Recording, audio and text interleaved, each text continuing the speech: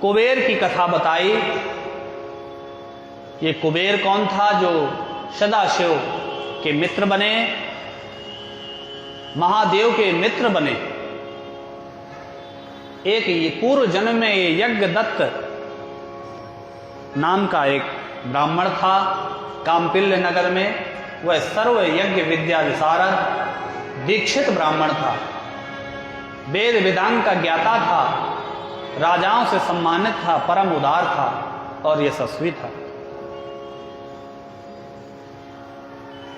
और हमेशा वो जो है पूजा पाठ देश विदेश दूर दूर जाते थे कराने, यज्ञ इत्यादि संपन्न कराते थे।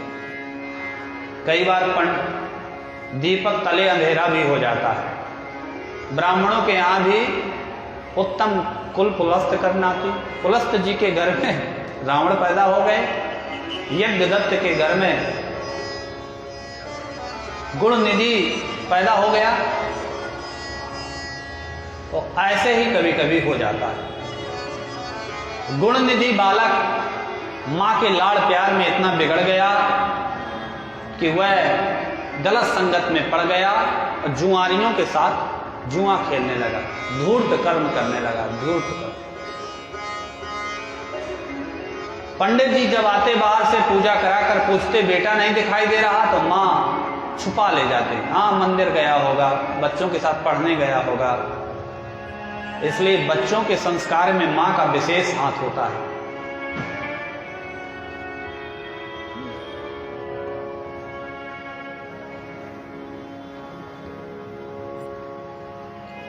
अक्सर ये देखा जाता है कि जिसकी मां थोड़ा सा बच्चों के प्रति कठोर रहती हैं, कठोर मतलब नियम उसको समझाने में, उसके बच्चे बहुत से।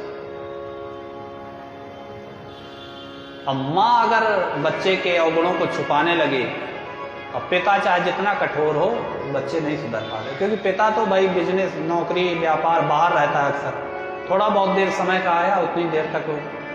अब मां से कोई बात नहीं छुप पाती, चाहे लड़की हो चाहे लड़का हो, मां सब समझ जाती है। इसलिए सभी माताओं से कहेंगे कि जैसे कुम्हार घड़े का को बनाता है, अंदर से हाथ लगाया रहता है कच्चा, ऊपर से ठोकता है, देखने में तो लगता है कि देखो फोड़ रहा है, मार रहा है, चोट कर रहा है, पर उससे अंदर से उसे उसको सुघर रूप देना है ताकि वो लोगों की प्यास बुझा सके। इसी तरह आप भी अपने बच्चों को में थोड़ा भले डांटना पड़े, पर उसको बड़े प्रेम से उसको खिलाइए भी, पिलाइए भी और उसको जो है संस्कार भी दीजिए।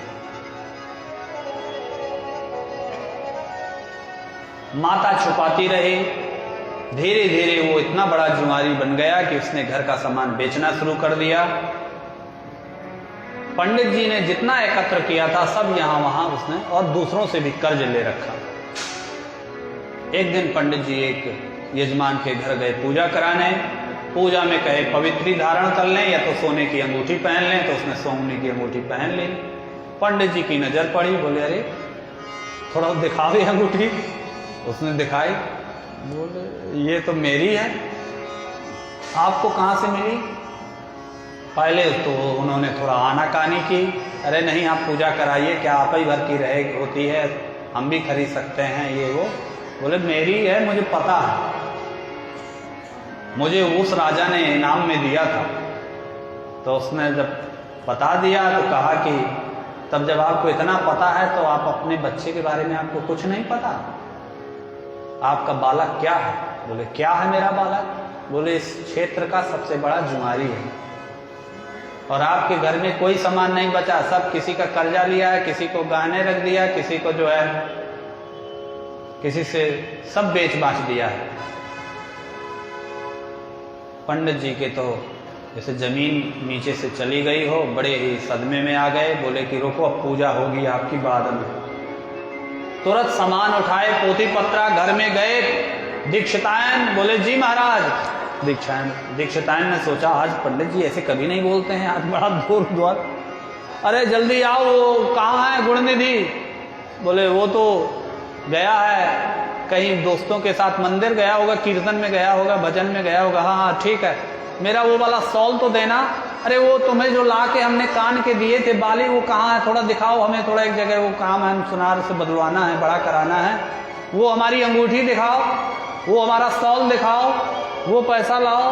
अब दीक्षिता है समझ गए कि यहाँ तो कुछ है ही नहीं है। लगता है बात लगी रोने, आंसू लंबे लंबे।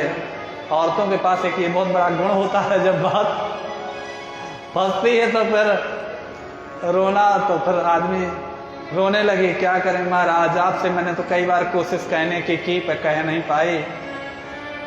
बहुत नाराज हुए। मेरे कुल में मेरे जैसा मेरा क्या सम्मान रह गया। मैं इतना बड़ा ब्राह्मण, पूजन पाठ भजन कीर्तन करने वाला, यज्ञ का यज्ञ कराने वाला, और मेरा बालक ऐसा। आज से इस घर में न तुम्हारा न तुम्हारे बच्चे का कोई अधिकार नहीं है। और उन्होंने उसको घर से निकाल दिया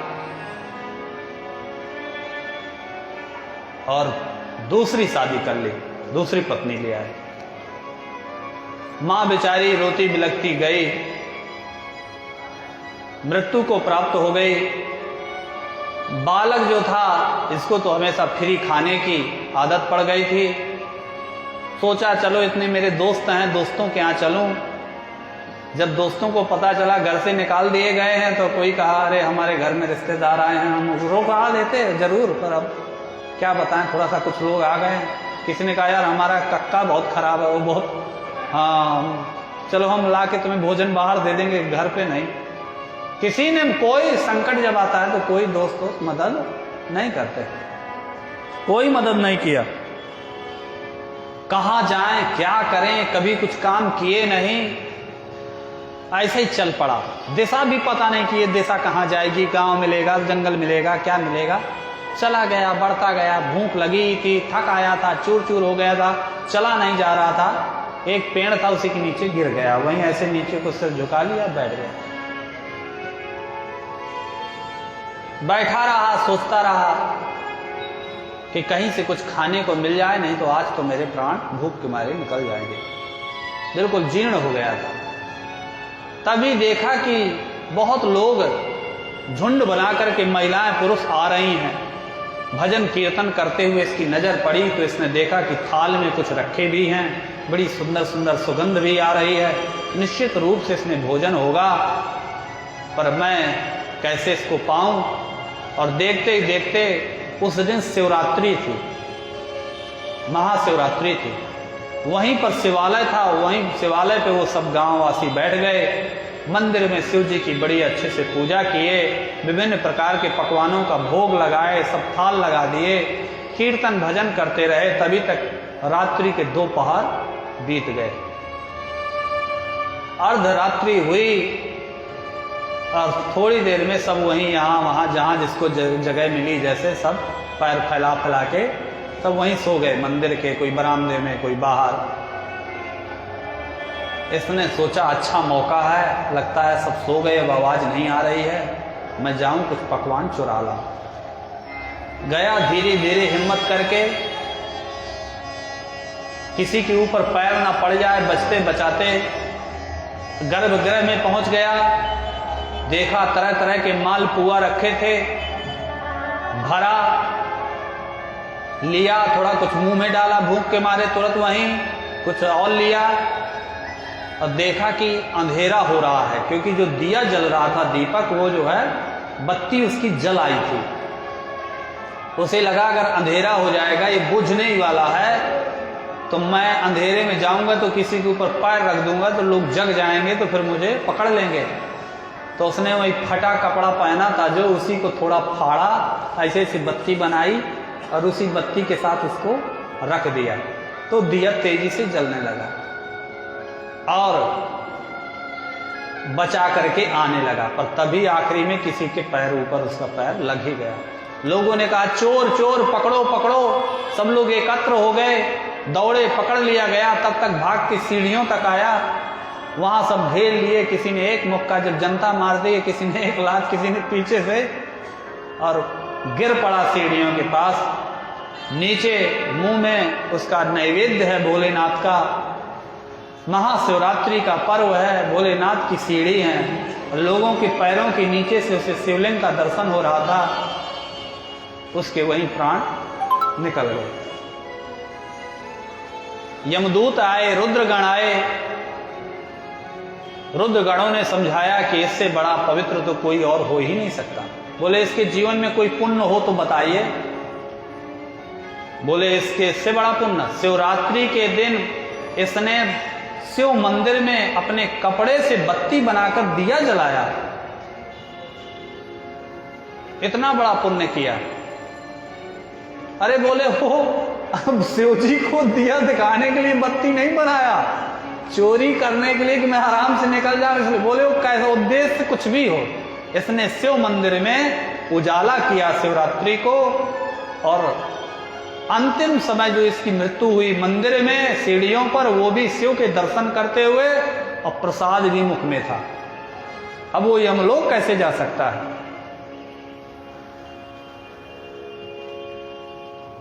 तब जो है उसके इस पुण्य को देखकर धर्मराज जी ने कहा कि ठीक है, इसको जो है हम पुनः कई वर्षों के लिए एक राजा बनाते हैं उत्कल देश में, और उसके बाद फिर ये वहां से आकर के शिवलोक को प्राप्त होगा।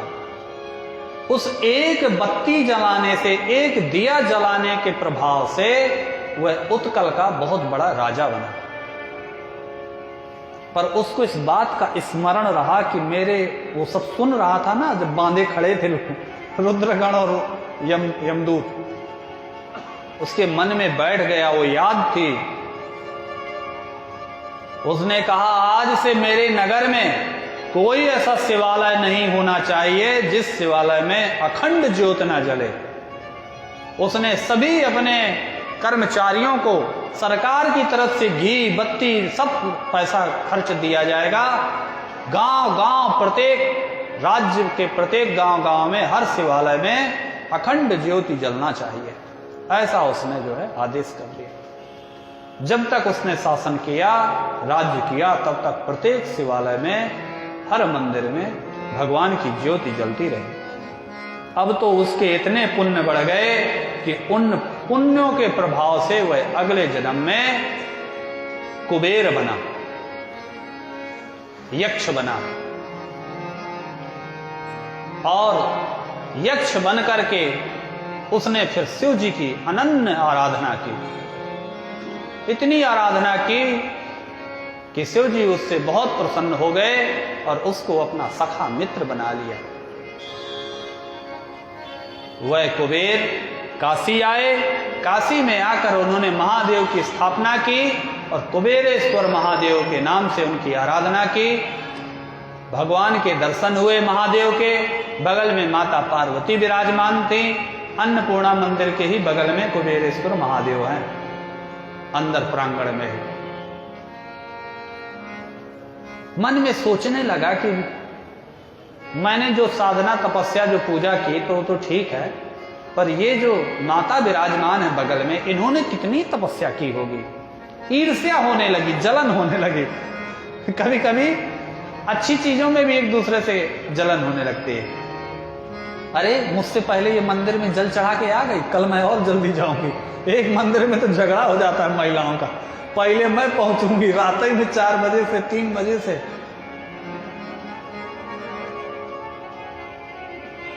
तो कुबेरेश्वर महादेव की आराधना करते हुए उसने देखा कि शिव पार्वती सम्मुख खड़े हैं, विराजमान हैं। पार्वती जी को देखकर ईर्ष्या करने लगा। तभी उस ईर्ष्या करने के कारण उसकी एक बाईं आंख वहीं फूट गई। माता से अपनी तुलना करना चाह रहा था, उनसे ईर्ष्या कर रहा था। वो तो जगत जननी है, आदि शक्ति है, सदा शिव की शक्ति है। शरण में गया, प्रार्थना करने लगा। भगवान ने उसको क्षमा किया और कहा आज से मैं तुम्हें धनाध्यक्ष बनाता हूं, सारे धन का खजाने का मालिक आज से तुम्हें बनाता हूं। तब से कुबेर जी जो है धन के मालिक हो गए। दीपावली में आप लोग कुबेर पूजा करते हैं ना। जिनको धन चाहिए हाँ, धनतेरस में बहुत लोग कुबेर जी की पूजा करते हैं। वैसे धनतेरस जो होता है दीपावली के पहले, तो धन्वंतरी भगवान के लिए होता है।